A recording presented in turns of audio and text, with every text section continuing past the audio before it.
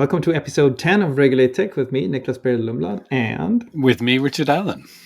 So today we'll do another one of those classic episodes, and the classic that we wanted to talk about today is one that is not read that much, I don't think, by today's policy people. It's an excellent paper by Judge Easterbrook called Cyberspace and the Law of the Horse.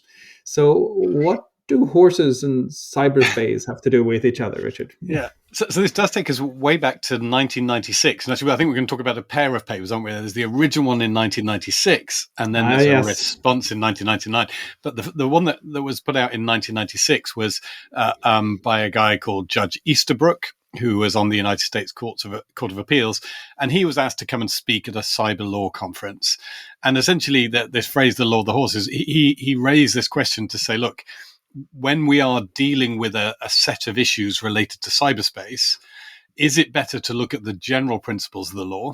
So if it's harm online, how do we generally deal with harm in the law more broadly? If it's to do with theft, how do we deal with theft more broadly, et cetera, et cetera? Is it better to look at all of those individual generalized laws, or to create something called the law of the horse, where all of the laws as they pertain to horses are pulled together in one code? And you use horse as an example, as a kind of metaphor for something like cyberspace. But if you have a specific thing, we have horses, they exist in society, they can be stolen, they can cause harm, they can be harmed. So yes, do we take that specific thing and create a law for that thing, a horse or cyberspace, or do we just take a bunch of generalized laws and then say, look, how do we apply them to the horse, or how do we apply them to cyberspace? And then it became this sort of rallying cry back in the late 90s, in this debate, to say cyberspace specific law or application of generalized laws to cyberspace as the best legal approach to regulating cyberspace. So it's interesting, right? What Judge Easterbrook seems to be saying here is what we've heard a lot of lately, which is that which is illegal offline is also illegal online. But with a small difference. He says that there's no actual legislation needed to make sure that that's the case. It's the case prima facie. It's always going to be the case because the law applies equally to cyberspace and to the real world, for lack of a better term. So it seems to be there are two things here, right? It's an expansive view of the law, that the law doesn't need to change, it already applies. But it is also an expansive view of regulation of cyberspace, a sort of a maximalist view. Nothing new to see here. You have to treat this thing exactly as everything else. So what happened? Because it seems as if there's a lot of law, there's a lot of horse law out there, to coin a phrase. Yeah. So I think there was. I mean, again, if we come to the second part of the pair of papers in 1999, a guy called Lawrence Lessig, who we've already talked about his other papers. His famous book is Code and Other Laws of Cyberspace and so on. So he was a sort of legal scholar looking at cyberspace, and he respectfully contested the view of Judge Easterbrook by saying, look, actually there are specifics to cyberspace that means that you do need a law of the horse. You do need a specific law for cyberspace. And really at the heart of his entire theory is that there are different forces governing cyberspace. And predominant amongst those forces, I mean, they're balanced, but the one that is peculiar to cyberspace, if you like, is the code, the software code, which actually equates with architecture in the same way that the architect of buildings, affects things that happen in the real world. Well, in the same way, the architecture of cyberspace, the code in cyberspace affects it. But his sort of core theory is, look, that code is so important and has comparable effects to the law, that in a way, if you don't take it into account, if you don't make a law for cyberspace that recognize and reflects the importance of the code, then you're going to go wrong. So in other words, what he actually says at heart really is, and this we're sort of seeing coming through, is, look, the law, the public law, where it governs something like horses in the road, the public law can say, this is what should happen if a horse kicks you or if you steal a horse. In cyberspace, the code is so important that the law, rather than just sort of saying what should happen when a particular incident occurs, the law should also tell people how to write their code. In other words, the design of the road, if we sort of pull the analogy across, and the design of the horse are things that can be governed by law. So that's quite a different concept. And actually, Larry, argues really quite strongly for the law to intervene and tell people how they should write their code. And this is 1999, remember? If we fast forward, 23 years, basically that's what the UK's online safety bill does. That's what a lot of the current legislative measures do, is they are precisely telling companies, online cyberspace companies, how to write their code. So it is a different kind of law. You can't have a law that, says you must now have horses with 6 legs or horses with 2 legs, but you can have a law that says you must design your online service in a particular way or a different way. Law can instruct people how to write that code. And then that code, in turn, has effects that are comparable to the effects that law would otherwise have in terms of directing people and telling them what they can or can't do, or removing content, or issuing warnings or controlling access. All of those sort of things that the law might do, the code can do in cyberspace. It's interesting because what it means is also that Lessig sides with the cyberspace exceptionalists, so saying essentially that this is a new thing, this is a new place, and you can't apply old rules to it. You can't apply old laws to it. And that means that for Lessig, there's still an open question of whether or not it should be regulated in the same way as the old world was regulated. I mean, he does argue for the regulation of code, for sure, but he also argues for example, making sure that there are significant exceptions to copyright law, to take just one example. Whereas what Judge Easterbrook is saying, that you have to once and for all make these determinations for how you want the rights to be distributed, and then you apply them across all of these different things, and cyberspace is not new. And there is haven't we sort of gone full circle here, where we're no longer cyberspace exceptionalists? We're back with Judge Easterbrook, but what we're saying is we still need the law of the horse in order to make sure that everything is treated exactly as it is offline. There's a sort of hybrid thing going on here, right? There is a hybrid thing, and in a way I think we do need both, and I think we should tease them out. So I think there is some merit in Lessig's argument that, look, if you want to achieve certain things in cyberspace, frankly, the easiest way to do it is to instruct the people who build cyberspace to build it in a particular way. In other words, to direct the code. But that only goes so far. We are still left with this whole body of, normal offenses that are committed online and offline that are also impacted by the fact that the internet exists. But the fundamental nature of those offences has not changed. So back to Judge Easterbrook, that I don't think we need to have a separate law. For example, an area that I'm looking at the moment in Parliament is fraud. We have a Fraud Act in the UK, and the Fraud Act says if you deceive people, you use deceptive behaviour to try and cheat people out of money, that's an offence and you should be prosecuted. Now, online, it's the same offence. You don't need a separate law to say, online fraud is illegal versus regular fraud. All fraud is illegal. All forms of deception for monetary gain are illegal, however they are carried out. But that's not to say that the online aspect doesn't change in some ways the nature of the fraud, or the nature of the fraud landscape. So the fraud, each individual fraud, no different. The fraud landscape has changed. And I would argue there are 3 essential qualities to the internet that mean that the landscape has changed. The first sort of critical one is scale. The internet is designed to do things at scale. And so, again, the old-fashioned fraud, somebody could, come up to me in a pub and say, look, I own that horse outside. I'm going to sell you that horse, take my money. And it turns out that they didn't, actually own that horse. I've been cheated. But it's quite hard to get round a lot of people. It'd be one person in the pub would approach me occasionally. Now, obviously, with the scale of the internet, potentially millions of people can approach me with fraudulent propositions on a daily basis. So scale is important. Cost of entry is critical. The internet makes it cheaper to do things, all things. It makes it cheaper. We're doing a radio broadcast now, effectively. We don't need to buy a radio station. We can do a radio broadcast for next to nothing. And so it's made the cost of becoming a fraudster cheaper. And so, anyone anywhere can set up as a fraudster. It used to be quite difficult. You'd have to buy disguises and go to pubs and buy people drinks in order to win their confidence. And now there's lots of cheap and easy ways to do it. So scale and reduction of the cost of entry, and those two in many ways related. And then the third critical element is the internet is essentially borderless.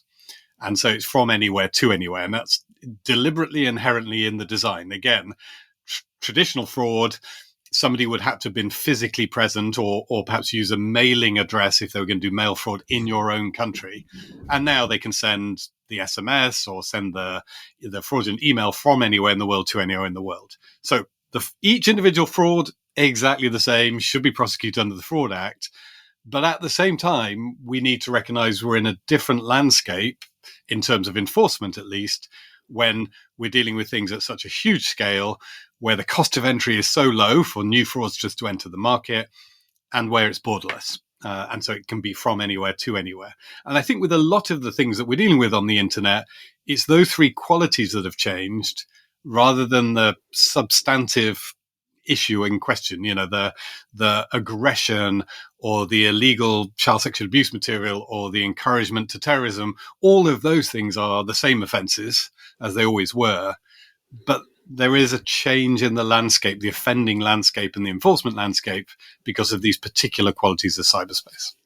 And those who are interested in European legal history will see that exactly this argument is at the root of the so-called IPR enforcement directive.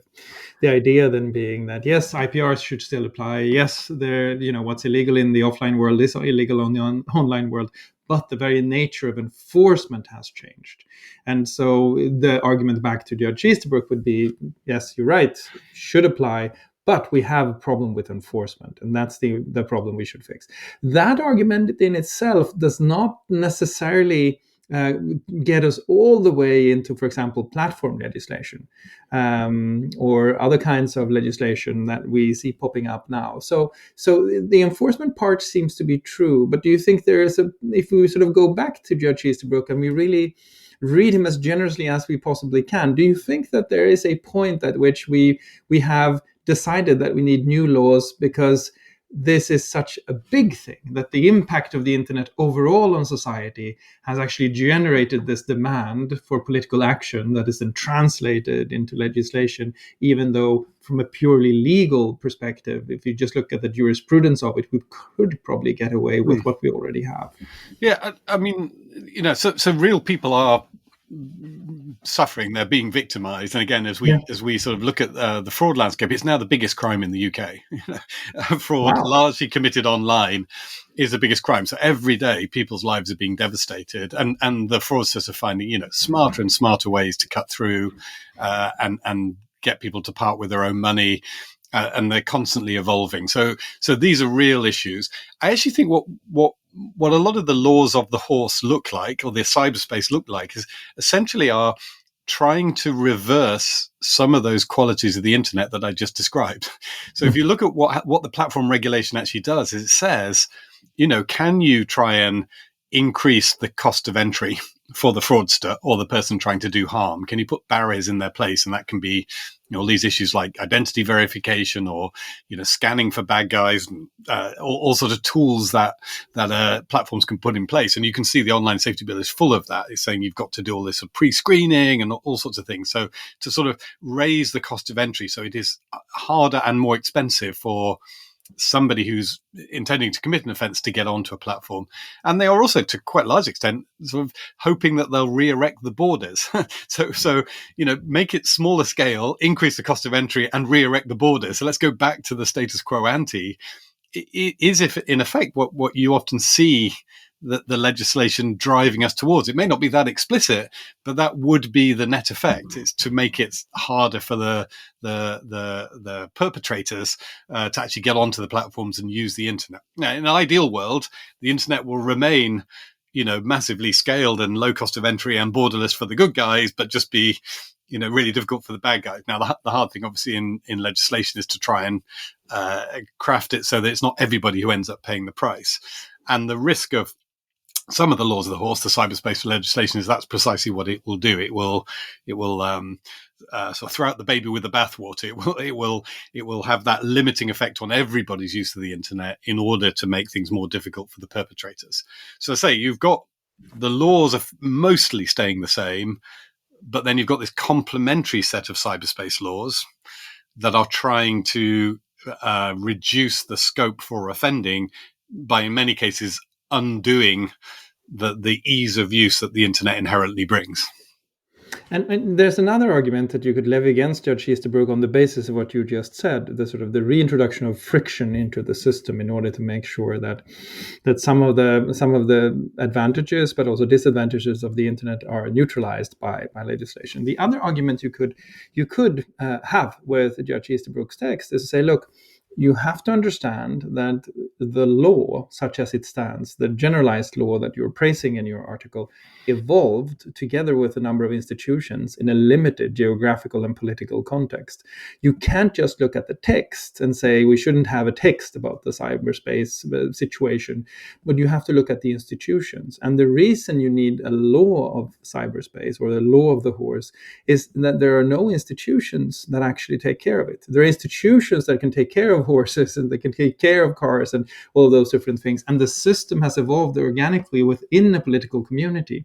But that's just not true for the internet. It lacks its natural institutional framework and its polity to a large degree. Now, that then sort of raises the question, this is early on, but it raises another question that sort of flows from this whole discussion, and that is the discussion about internet governance that inherently also has some of its roots in this discussion, I think. That's right. Yeah. I mean, again, back to this sort of enforcement question, that's classically at the sharp end where the institutions aren't there. I mean, again, we're looking at this in terms of the fraud in the UK. It's still being dealt with by the local constabulary of the place where the victim is. And so the local police officer in, any town, England is being confronted with a case because classically, I've been defrauded. I walk in the police station. The person has walked in the police station, and it is somebody on the other side of the world using some incredibly technical and complex system that has managed to persuade them to send money to a bank, which has then gone to a third bank, which has then gone to another country. There is no way on earth that the institution that traditionally dealt with fraud. The old days, yes, you walk in the police station, say, I've been defrauded. Who was it? Oh, it was a man with a black hat, and he was in this pub. And the policeman could go, right, I'll go off and see if I can find the man in the black hat who cheated you in the coach and horses. Or more likely than not, they would say, "Oh, Carl again," because they would know who that guy was. Right? So the institutional response of a local police force dealing with old-fashioned fraud was fine, but the institutional response for a local police force dealing with an international, highly technically complex fraud is, there's no way, they're just not going to do it. And so it doesn't get prosecuted and everybody's unhappy because of that relationship. And so you're right, the institutions absolutely need to evolve to deal with that. And it raised some very big questions because of these particular features of cyberspace. And it often brings us back again to what we see in the regulation, which is an attempt essentially to make the platforms into the law enforcement institutions. They're the frontline law enforcement institutions because the platforms are seen as being technically and institutionally capable. And similarly, actually, in the fraud space, it's the banks. People are saying, look, the best way to deal with this is to make sure the banks are liable. That's the way that you'll actually get this fraud stopped. If somebody's sending money through their systems, you put it on them. So you're looking at the private sector profit-making corporate institutions now to take on a role. If it's not them, then who is it? And again, the traditional governmental institutions don't work. So the other opportunity would be to create brand new institutions, internet governance institutions, or global law enforcement institutions that can chase people around. But our experience, Nicklas, has been that that's really unlikely to happen. There's all sorts of reasons why it won't, but you're not going to get, the International Telecommunications Union is probably going to be much less likely and less effective at regulating how fraudsters get onto global networks than the global platforms themselves. They're the people who can actually do this more quickly and more effectively. So that's what we're doing. I think we are institution building. And one of the things that I don't think we talk enough about is the extent to which we have this sort of dichotomy of saying, oh my God, these global platforms, they're far too powerful. on the one hand, and then on the other hand, every time we try and create a new law cyberspace, it says online platforms, you must do more state functions. You must police election advertising, and you must police hate speech, and you must police fraud, or whatever it is. So we're sort of in this really conflicted position where we hate the power that online platforms have, and at the same time, we're kind of building them up as the institutions, or recognizing them as the institutions that can carry out functions that were previously carried out by public entities, local police forces, for example. I think that's absolutely right, and it brings up yet another perspective on the text, I think, that is worthwhile teasing out. And it's like, so what Easterbrook is saying is we don't need law off the horse, for example, law, and he's very critical to this notion that you could teach law and another subject, and sort of almost on the border of intellectually aristocratically haughty when it comes to sort of to people who talk about law and. But the real problem is not in the thing that's after the and. The real problem is in law, because the concept of law, as evolved in a community, as upheld by a polity with certain institutions, is what's really challenged by the shift to cyberspace. And that's where we sort of we enter into this new debate about governance. And it can be internet governance, and you're quite right, there are several sort of half-baked attempt at trying to figure out how to use existing institutions, like the ITU. It was founded in response to the sinking of the Titanic. That was recently had its anniversary recently. But there's also this really interesting question. You could sort of almost, to your point, you could imagine going back and writing an article that was law of platforms, in the sense platform generated, upheld, evolved, and managed law. And you could go back to Judge Easterbrook and say, you're quite right, we don't need a law of cyberspace, but we need a new kind of regulation. And that's sort of where Lessig is when he says that code will have regulatory effects.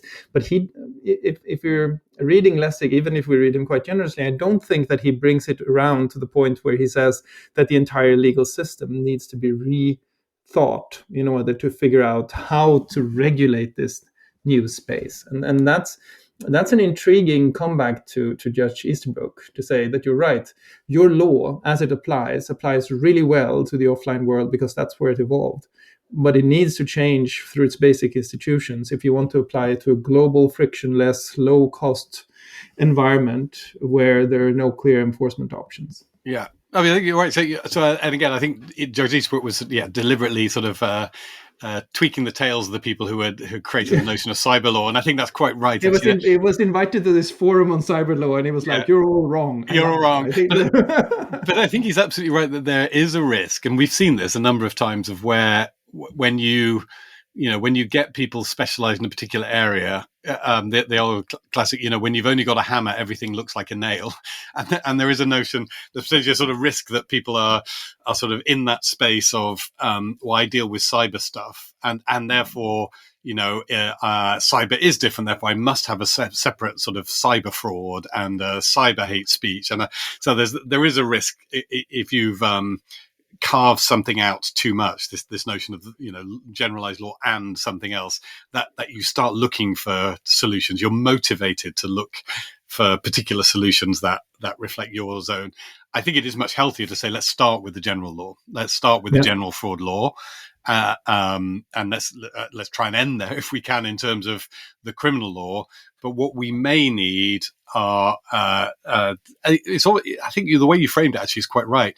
We need to pay attention to this separate body of what I would normally call private law, which is the law developed by platforms and exercised by platforms. It's not exercised on behalf of a state. They don't have the powers of imprisonment. Thank goodness. A lot of us will say they don't. It's very limited, but it has effects like law has effects. So again, if we look at the fraud example, the platforms are not going to prosecute fraudsters. That's not their job. That's the job of the police, prosecuting authorities under this general criminal law. What the platforms may do is put deterrents in place. They may help with the detection of those individuals by collecting data about them and sharing that with the police and with the financial institutions. There's a whole bunch of things that the platforms can do. And if there is a body of private law, effectively, that says, look, this is the code that a responsible platform would implement, it ends up being complementary to the public door. It's not a replacement for. It's functionally a little different. But I think if you say from a citizen's point of view, I don't want to be defrauded. What's in my interest? My interest is in the prosecuting authorities continuing to prosecute fraud, not giving up, working hand in glove with platforms who, through their private law mechanisms, do sort of meet reasonable standards for deterring fraudsters and assisting prosecuting authorities with making sure they get the information they need in order to be able to go after the person who's just stolen my money. So it's that complementarity, I think, that's important, rather than, say, the alternative mechanism we say, we're just going to go off and create this whole separate cyber fraud jurisdiction, which I think would be a mistake. Yeah. So it's interesting. That suggests another legislative avenue that has not been taken to any greater degree, and that is that you could, currently what you're doing is you're telling the platforms that you're responsible for this, and you're using them as choke points or sort of bottlenecks and saying you need to be upholding these different laws through the enforcement mechanisms that you deploy. But you could also imagine equally saying to the platforms, we now want you to collaborate to build a fraud institution amongst yourselves such that you share fraud information, make it openly available to all of the smaller actors, and ensure that as much as possible of this information is in the open domain so that people can use it, look at it, and build new things on it to protect consumers. That kind of legislation would also be interesting, but we haven't seen. I mean, there are some sort of voluntary efforts from platforms like Stop Malware or the Internet, the Counter Terrorism Forum. But why do you think there is less of that in legislation? Yeah, so you're right. I think there are some really interesting examples where industry has got together, but I think we are a little short in terms of. I think the classic description is it's a co-regulatory model, isn't it? So it's not. So there are some self-regulatory initiatives where the platforms themselves have got together, the industry's got together and said we will do things, but that's entirely voluntary. There's no hook into legislation, and then you have fewer, but you have some regulated models where it's just, the regulators tell you that you must do A, B, C, D, and E, and that's it as a platform. There is another model which says, look, the law, there will be a hook in the law, but the law will say, we expect the industry to organize along these lines. And as long as they do, we're not going to sort of spell out in detail what they need to do. We just expect them to put something in place that looks like this. And that's your sort of classic co-regulatory model. And I think that has been lighter than it should be. I mean, it feels to me that's quite a good remedy for a lot of these things. There's a few examples. In the UK was one we cited, I think, before, the Advertising Standards Authority, where the government requires industry to create a body to develop and implement and enforce standards around the quality of advertising. You can't lie in advertising, all that sort of stuff. And that's done on this sort of co-regulatory model, but that's country specific. I think it's harder to do these things again cross-border from a legislative point of view. And it does feel a little alien, I think, sometimes to policymakers. It's sort of, either we're regulating this thing or we're not. And the notion that you're going to require an industry to put something in place, but you're not going to sort of explain in detail what that thing should look like, is quite unusual. Although I think in a fast-moving space like the online environment, that might actually be the best outcome. It'd be very interesting, actually, when we see the online safety bill and the European Digital Services Act, the extent to which they feel co-regulatory, that they are, general guidance is given to the industry, but they're allowed to get on with it, versus very, very detailed guidance. So there's one area that I've been looking at recently was around age verification. The UK's online safety bill steers businesses very clearly, platforms, towards using age verification. It doesn't mandate it, but there's lots of areas where you'll find it hard to comply if you don't do age verification. And there's a body of age verification providers who all have their own association. And essentially, platforms will be required to use effective age verification mechanisms the way that the regulator, Ofcom, could decide what an effective age verification mechanism is. It could do it the traditional way, which is we, the regulator, will want to look at them all and sign them off in detail. Or it could say, look, industry, you come up with a way of doing age verification and approving it and signing it off as effective. And as long as it's the age verification provider is part of some industry association or some industry body, we'll accept that. We'll say that's good enough. So again, from the more detailed interventionist regulatory model through to more of a co-regulatory model. And you could imagine that catching on where, countries like the UK and the European Union, if they decide to go down that path, will be saying to industry, here's things that you need to do in order to keep your platform safe at the systemic level, and we're going to let you decide how to do it in detail within a general brief that's set in the regulation. And that would look more like the model you described, Nicklas, where it feels more like the platform's coming together voluntarily, but voluntarily yes. under a sort of regulatory threat of problems if they don't voluntarily do these things. I think that's right. So one of the things that I think is interesting in this perspective is that you could also, there is, for example, a few ideas around codes of conduct in the pending European legislation, where the idea would be that if the industry can come together and set a standard, that standard will be normative for how we judge and determine whether or not these things are good enough. And I think there's a lot of value in figuring out exactly how those codes of conduct could be then iterated and perhaps applied to larger jurisdictions than just the European one.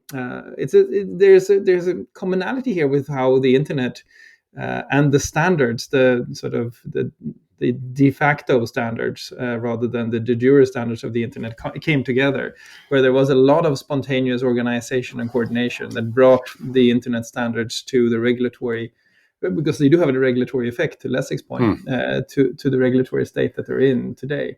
So you could imagine these new institutions of coordination actually growing out of the system and starting from the frictionless reality that you described earlier and figuring out how to solve those problems. But I do want to come back to Judge Easterbrook, because I think there's some value in so we shall not only dismiss him, we should also look at where he was right. So there are areas of the law where there were early attempts to talk about cyberspace and to talk about the cyberspace law of X, Y, or Z. And one of the most interesting early attempts was contract law. So there was a UN commission on contract law and the need to adapt contract law to cyberspace. And it was then just decided that no, there's no such actual need, but what we need to do instead is just to apply contract law as it stands. And so what do you think is special about the areas of the law where we didn't see a law of the horse-like model evolve? Contract law is one. Another is tort law. Liability law is largely still applying the old tests of whether or not something is an adequate causality or not. And so what's the difference between those areas where Judge Easterbrook's principle holds and those where we go down the route of the law of the horse? Yeah, so I think it is whether you ultimately are whether you're ultimately regulating the way in which platforms operate, where I think there is potential for cyberspace law, or whether you're trying to regulate relationships between individuals, which are the examples you've described, where actually the general principles need to hold. So if I'm entering into a contract, that doesn't fundamentally change because of the internet or cyberspace. That is still a contract between two individuals. And so I think the example I've used are things like fraud. That's still fundamentally an issue of somebody stealing from somebody else. So all of the areas where the fundamentals haven't changed, I think to sort of go off and then try and create something cyber is a mistake. So I think the areas where it's most likely, to be useful and effective is where you are, specifically regulating. So I think it's actually much more like regulation than classic sort of, criminal civil law in a sense. It's much more of a regulatory administrative law. Maybe that's the distinction. So with banks, there is a body of administrative law regulation that banks need to conform to. And so if our cyberspace law ends up looking more like financial regulation, then I think it's more likely to stick. That's administrative law. If our cyberspace law starts trying to overwrite or replace all of the criminal and civil law that we otherwise respect, I think that's where the problem is. Maybe that's a helpful distinction, that when cyber law started, I think people thought to your point, Nicklas, that it was going to rewrite civil law. We needed different civil law for contracts. We needed different criminal law for different offences. In the end, we don't. Criminal and civil law, are pretty universal, should stay that way. But there may be a specific body of administrative law that is much more akin to the regulation of other sectors, where cyber law, a cyber specific law, is relevant. But then it's not. Is it cyber law? Or is it just? It's just regulating a new and different sector. It's not. And let's pursue. I think let's pursue that point because it's a good one. I mean, projecting forward, do you think that we will still have different bodies of law in, say, 100 years, or do you think that they will slowly meld together? So some of the new crimes, for example, that are the unlawful intrusion into a computer system is a specific crime, has now been entered into the criminal code as just a subcomponent part of the criminal code, essentially. So do you think that we'll see these bodies of law meld in the future, that rather than having the DMA and then general competition law, we will just have competition law with a series of paragraphs that deal with that specific phenomenon that we refer to as platforms?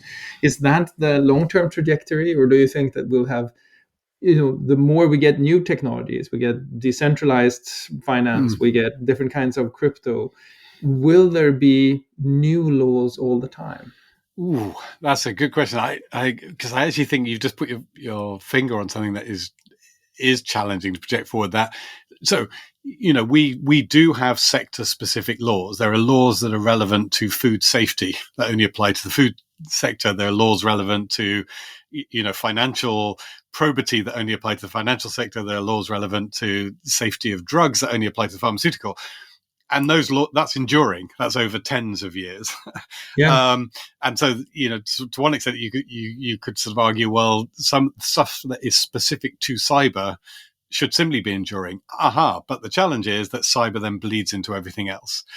And so it's to the extent that there is something that is different and unique, then there is a sort of case for a separate regulatory environment. But online banking versus banking, no, it's just banking. So if there's a financial sector that uses cyber, that's just financial regulation. Arguably, then a lot of what we're hung up on at the moment relates to social media. And when we talk about regulating the internet, a lot of it is about regulating social media. Actually, search is another interesting thing. So you could argue that the regulation of directories, we can talk about that, but really the sort of really strong motivating force for regulating cyberspace about regulating social media. And actually, to your point, I think the regulation of media will come together. So there will not be a distinction between social media and traditional media anymore in 20, 30 years' time. It's already starting to be meaningless. From a regulatory point of view, traditional media is quite keen to secure for itself carve-out. So they'll be able to run a website and have lots and lots of comments on it under the UK online safety bill, and they won't fall within the regulation, whereas a social media company that has lots and lots of comments will. But that's the kind of distinction that is a law of the horse distinction, maybe, that I think will not be sustainable. At some point, a place where people can write comments is a media company is going to be regulated under one environment. And I think that this sort of also is so interesting. And I think we can shift hats for a moment. So we've looked at this from an outside view, where we've said that these are the two different models and why did one prevail in some cases and another in another case. If you're a policy professional, these are two models that you really have to choose between whenever you encounter a new regulatory discussion. So typically you will have to go full Easterbrook or full Lessig on whatever new proposal is on the table. I mean, you and I have been through this so many times. I remember an early legislative proposal on cloud computing that wanted to regulate cloud computing as a completely new and different phenomenon because everybody knew that it was a new phenomenon. And to a large degree, I felt at that time, and this is partly a jest, but I felt very much that the role of the policy team was to clean up after the marketing team, who had told everybody that cloud computing was this new brilliant thing and it was totally different. And then I had those exact same argument levied back at me from legislators that would say, we now need a cloud computing law. And I would say, why? Because it's this completely new thing that will change everything. And I was like, wait, I've heard this before. So at that point, as a policy professional, you want to go full Easterbrook. and say it's just computing. Yeah. Ignore the cloud thing. It's just computing. There's no need to regulate computing beyond what you have in proper general law today. And same thing in the early discussion about platforms, actually. The early platform legislation, one of the core arguments that the industry made, and I know you and I also were sort of making, was, okay, look, you have consumer law, you have competition law, you have data protection law. What is it that is not covered for consumers in platforms? Why do you feel that you need a consumer platform legislation? And I think to some degree that was a successful argument because there were no real gaps. But in other cases, it's been a huge failure, or we've been on the other side, network neutrality. Between the telco legislation and the competition legislation, is there really a need for network neutrality? And we go like, yes, I'm Lessig in this case. I do think that there's a huge difference. So here's my Lessig hat, and I'm going to tell you why it's different and how it can affect the entire ecosystem if you don't have a network neutrality. And it's so interesting because these two perspectives are tools for you as a policy professional. And there is a right and wrong model for society. So I don't think that this is just sort of something, and it's not a game you play. But ultimately, it's also sort of you're going to have to look at this and decide, am I Easterbrook or Lessig, when you see every new legislative proposal, right? Yeah, and I think it's right. I think understanding your own unconscious bias and recognizing that and being very deliberate about it. And actually, the way you frame it, I think, is nicely. On this, I'm Easterbrook. On that, I'm Lessig. I think is a nice way of framing it. But just recognizing when you're being inconsistent. Absolutely right. I think we can end up arguing in both directions. And then I think there is a nuance. I mean, I certainly think my instinct is more Easterbrook. My starting point is I'm also more Easterbrook over time. I think I used to be more Lessig, really, because the cyberspace exceptionalism allowed you to say, well, hang on, CDA 230 really makes sense because it's really important that cyberspace be treated as the very separate thing that it is. Yeah. But over time, that's a harder argument to make. Exactly. So I think I'm more Easterbrook, but recognizing that what actually needs to happen is the general law needs to keep up to date with the way that society is evolving. Yeah. And if the problem is that the general law is out of date, the solution is to update the general law, not to just kind of go, oh, well, we'll create a new separate cyber law. So that's sort of where I'm coming from. Having said all that, as we've discussed earlier, there are some areas where I think the regulation, the administrative law piece, is also needs to evolve, and the institutions and the administrative law needs to evolve on the one hand, but on the other hand, the general law needs to evolve. So if the problem, with fraud cases is that they're sort of happening at this massive scale and they're happening sort of cross jurisdictionally, then there may be some need to change general fraud criminal law to ensure that it can be enforced, given the change in the landscape. So the cyber changes the landscape in many cases, and if the landscape has changed, you may then need to change the general laws in order to keep up with it. But that should be your first instinct, for me, the first thing, the Easterbrook instinct. The majority of fraud, the majority of fraud crimes are, as you said, online, which means that if you're talking about fraud now, you're de facto talking about online fraud. So that should be defining for how you think about fraud law, right? So that should be how you think about fraud law and how you reform it and how you build it out. And so it suggests a really funny progression, right? From the early days, 1996, that was the age of Easterbrook, then turned into the age of Lessig with cyberspace exceptionalism, with a dose of John Perry Barlow on top. Yes. And then as we progress, we're actually back at Easterbrook. But we're back at Easterbrook in a different reading. The new reading of Easterbrook is, you're quite right, we don't need these and laws, but we do need to change law, because law as an institution has not kept up with the landscape changes that you described. Yeah. And to your point, and where the cyber laws come in is that they are, I think, particularly impacting on the other areas of Larry Lessig's sort of quadrumvirate. There are four forces that he sees sort of affecting behavior. There is the classic law, there's also market forces, there's also social norms, and there's also code, the architecture that platforms are written on. Right. I think the administrative law is trying to look at those other three areas in particular, where, as you referred earlier, Nicklas, to the general technical standards on which the internet runs.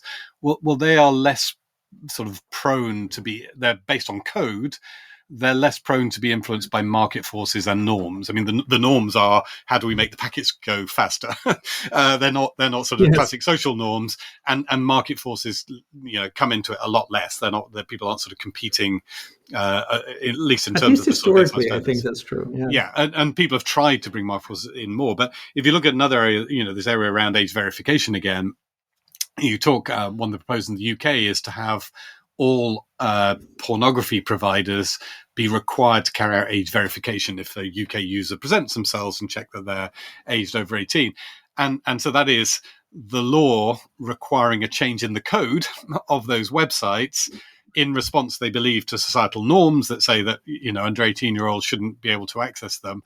And the primary resistance is a resistance actually based on market considerations. So what the pornography providers are saying is, look, UK government, if you can guarantee that all providers of pornography services will equally have to reintroduce this bordered friction for UK users, then we're okay with that. We can live with that because it's not going to change the market forces fundamentally. We'll still compete. And in fact, actually, if you're a big pornography provider who also offers age verification services, you may well be saying, well, as long as you've blocked all the other guys, actually, I could win out of this. So law is changing, requiring a change in code, and the resistance or the main considerations around the market conditions. And so that's, I think, sort of the action area for cyber law, is where it is being used to change code, often, as I said, to reverse the frictionless, borderless nature of the internet. And the other key considerations that are going to come into play are the norms and the market forces.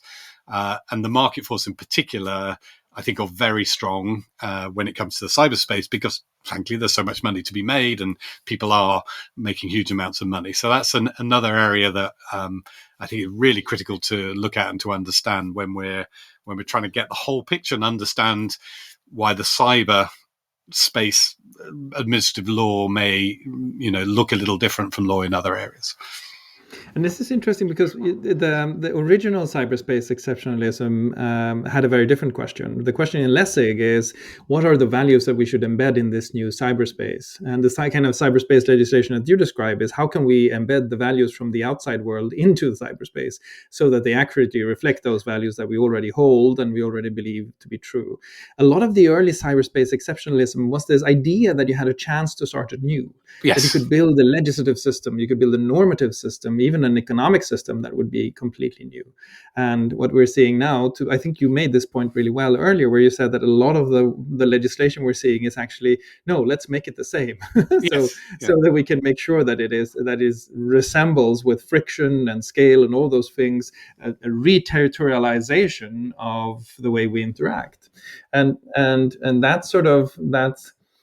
that again, I think, is a version of Easterbrook rather than a version of Lessig. Yeah, because you're right. The Declaration of Independence of Cyberspace, which we've discussed, wanted the norms to be the norms of the internet community and not the norms of the weary giants of flesh and steel. The norms of the then internet community, which was a small set of Californians. Yes. Exactly. And in fact, again, yes, you look at the rhetoric around the current legislation in places like the UK and the EU, and it's precisely saying, look, your norms are wrong, internet companies. And therefore we are going to use the power of the law to enforce our norms, or to require you to embed our norms in your services by changing your code in order for our norms to become the dominant ones. And again, it'd be interesting to see in practice how different, in fact, the norms are, or whether or not, certainly my sort of supposition is that there have been individual instances where internet companies have made bad decisions that have then, been generalized as saying the internet companies are terrible and they have terrible norms and terrible values. I actually think the values of a YouTube and a Facebook and a TikTok are actually very close in most cases to the normative values of society. But there'll be some things at the edges where they'll certainly be pushed in different directions. But as I say, I think the clear intention of the legislation is to say, no, we, the government, get to decide the norms, and we get to instruct you to code our norms into your systems, at least for people who are using your service from our country. It's perhaps one way to kind of summarize the way in which the cyberspace law is trending right now. It's a very, very, very good summarization, I think, as a summary.